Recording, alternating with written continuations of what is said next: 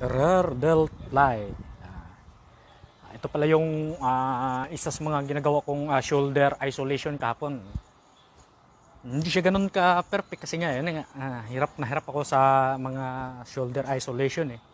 Pero tinatry ko talaga yung lahat ng makakaya ko para ma-work out pa rin yung rear delt ko.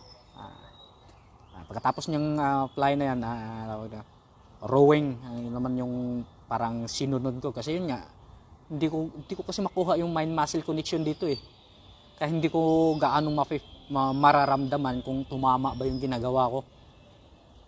Sa karami-raming talaga dito talaga ako na area yung di ko makuha yung mind muscle connection, kaya ang ginawa ko, iniba-iba ko na lang yung angle para sabihin natin 50% na tamaan doon sa unang workout na ginawa ko o unang angle.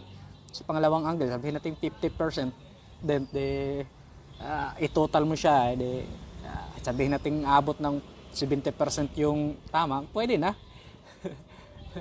Ano lang talaga, para-paraan na lang talaga. Let's go, let's go. Woo!